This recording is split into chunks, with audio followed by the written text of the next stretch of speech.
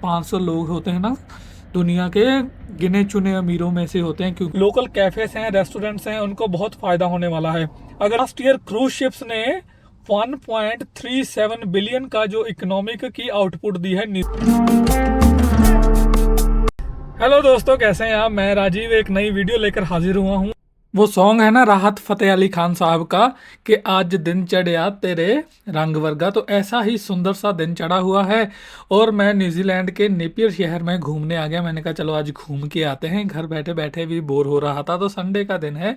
Napier शहर में मुझे बहुत से लोग ऐसे दिखाई दे रहे हैं जो कि लोकल नहीं हैं, क्योंकि बहुत साल हो गए हैं न्यूजीलैंड में रहते हुए, तो मुझे पता चल जाता है न्यूजीलैंड के लोग हैं या बाहर से घूमने आए हुए हैं। तो इनके हाथों में कैमरास हैं, कैप्स वगैरह लिए हुए हैं। तो नेपियर शहर समंदर के किनारे बसा हुआ है। देखिए कितनी सुंदर बिल्डिंग है, आपको दिखाई दे रही होंगी। 1932 की बिल्डिंग बनी हुई है और समंदर के किनारे बसा होने की वजह से इसमें ना एक छोटा सा पोर्ट भी है, वहाँ पे क्रूज शिप आते रहते हैं। इतने सारे लोगों को जो बाहर से घूमने आए हैं देखकर लग रहा है कि शायद क्रूज शिप आया होगा। तो आप देखिए कितना सामने जो आपको आइकॉनिक सी बिल्डिंग जो क्लॉक टावर दिखाई दे रहा है, ये नेपियर का, इसे टॉम भी कहते हैं। तो अब ना हम पोर्ट की तरफ चलते हैं, देखते हैं, सबसे पहले कंफर्म करते हैं कि अगर कोई क्रूज शिप आया है तो उसके बाद मैं आपको, अगर क्रूज शिप आया हुआ तो ऊपर ब्लफ हिल की ओर लेके जाऊंगा। ये रहा वो क्रूज शिप जो आया हुआ है, काफ़ी ये लग रहा है बड़ा। यहाँ पे ना फेंस है, इसकी वजह से अच्छे से दिखाई नहीं दे रहा, तो मैं आपको एक अच्छी सी लोकेशन पे लेकर चलता हूँ। अब ना मैं ब्लफ हिल है यहाँ पे ऊपर चल जा रहा हूँ पहाड़ी पे, वहाँ से ना क्रूज शिप जो है नीचे दिखाई देता है। तो वहाँ पे चल के हम बात करते हैं और आपको क्रूज शिप ऊपर से प्रॉपरली दिखाता हूँ। ब्लफ हिल एक पहाड़ी है ऊपर, जो वहाँ से पोर्ट का पूरा नज़ारा आता है। तो वहाँ पे चलते हैं और वहाँ पे बात करते हैं। आप देख लीजिए, सुंदर सा एरिया है ये।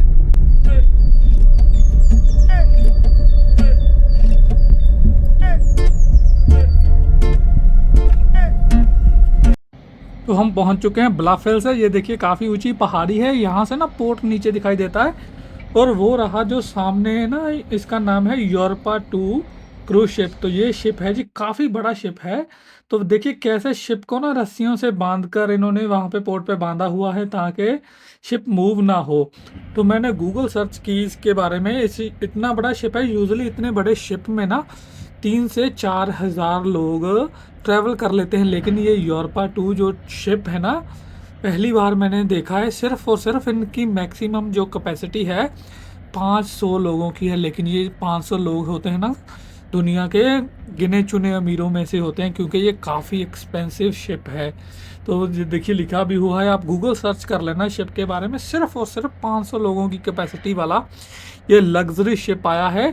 इसीलिए कुछ लोग तो नेपियर में मुझे दिखाई दिए, नहीं तो कई बार अगर बड़े शिप तो ये भी बड़ा है जिसमें ज़्यादा लोग आते हैं, तो पूरे का पूरा जो नेपियर शहर है ना, कई बार ऐसा लगता है कि जैसे आदमियों का एक बहुत बड़ा हजूम आ गया हो। तो इसमें सभी अमीर लोग ही आए हैं। तो मैंने आपको आज दिखाया क्रूज शिप्स दिखाया। तो क्रूज शिप जो है ना, किसी भी देश की इकोनॉमी में कैसे बेनिफिट करता है, हम न्यूजीलैंड की स्पेसिफिकली बात करेंगे क्योंकि न्यूजीलैंड में मैं रहता हूं। तो न्यूजीलैंड की इकोनॉमी में ये क्रूज शिप्स कैसे कंट्रीब्यूट करते हैं। सबसे पहले तो डायरेक्ट जो स्पेंडिंग होती है ना, उसके जरिए, क्योंकि टिकट खरीदी जाती है, लोग यहाँ पे आके पैसे खर्चते हैं। और उसके बाद जब ये क्रूज शिप किसी, जैसे आज नेपियर में रुका है, तो नेपियर के जो लोकल कैफेज हैं, रेस्टोरेंट्स हैं, उनको बहुत फ़ायदा होने वाला है। अगर ये ओवरनाइट रुकेगा तो कुछ लोग क्रूज शिप, चाहे उनकी अकोमोडेशन वहाँ पे होती है, वहाँ पे रहना नहीं पसंद करते। लोकल जो होटल है उसमें रहना पसंद करते हैं, तो होटल को भी फ़ायदा होता है। क्रूज शिप्स में ना फूड भी प्रोवाइड किया जाता है, लेकिन मोस्टली लोग जो है ना, जहाँ पोर्ट पे रुकता है तो लोकली जो फूड है उसे एक्सप्लोर करना पसंद करते हैं, इसीलिए कैफ़ेज़ को हेल्प होती है। तो टैक्सी बिजनेस भी इससे चलता है। जो लोग टैक्सी चलाते हैं, क्रूज शिप से उतरने वाले पैसेंजर जो आजू बाजू की जो साइट सीइंग्स हैं उन्हें देखने के लिए जाते हैं, और उनको भी डायरेक्ट जो है टैक्सी ड्राइवर्स को भी फ़ायदा होता है। उसके बाद बात करते हैं इनडायरेक्टली भी काफ़ी फ़ायदा होता है, जैसे फार्मर्स और जो ग्रोसरी स्टोर्स हैं, या फिर आप लगा लीजिए मीट कंपनियां हैं। तो क्योंकि ये लोग जब आते हैं, क्रूज शिप्स जब आते हैं, तो कैफ़ेज़ की, स्टोर्स की जो है आमदन बढ़ जाती है, उनकी डिमांड बढ़ जाती है, तो ये लोग इनडायरेक्टली जो फार्मर्स हैं या फिर कोई और बड़े स्टोर्स हैं उनसे सामान खरीद के इन क्रूज शिप वालों को बेचते हैं। इनडायरेक्टली उनको भी फायदा होता है। तो न्यूजीलैंड इकोनॉमी में ये डायरेक्टली इनडायरेक्टली जो काफ़ी ज़्यादा कंट्रीब्यूट करते हैं क्रूज शिप्स। उसके बाद बहुत सी जॉब्स भी क्रिएट होती हैं क्रूज शिप के द्वारा, क्योंकि बहुत से लोग जिनकी हॉस्पिटैलिटी में जिन्होंने कोर्स किया है उन्हें क्रूज शिप पे जॉब मिल जाती है। कुछ लोग ये चाहे क्रूज शिप बाहर से भी आ रहे हैं तो कुछ लोकल को भी हायर कर लेते हैं, गाइड्स हो गए, ऐसे लोगों को भी काफ़ी जॉब्स मिलती हैं क्रूज शिप के द्वारा।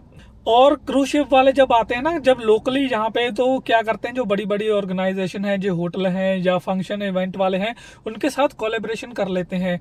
उनसे क्या होता है कि ये कोलैबोरेशन करते हैं, कोई जैसे मैजिक शो हो गया या फिर कोई फंक्शन इवेंट हो गया, तो वो लोकली जो ऑर्गेनाइज किया जाता है, तो ऐसे उनको भी क्रूज शिप से फ़ायदा होता है।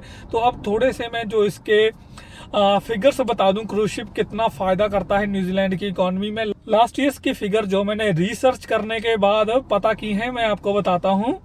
लास्ट ईयर क्रूज शिप्स ने 1.37 बिलियन का जो इकोनॉमिक की आउटपुट दी है न्यूजीलैंड में।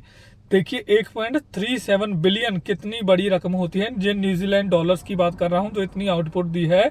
तो जो क्रूज शिप का 1 पर्सन है ना, एवरेज पर्सन, तो हर रोज अगर कोई क्रूज शिप पे है तो कहा जाता है कि एवरेज $283 जो है आकर वो स्पेंड करता है। तो देखिए कितनी ज़्यादा, किसी भी कंट्री में अगर समंदर के किनारे हैं तो कैसे ये लोग क्रूज शिप से बेनिफिट उठाते हैं।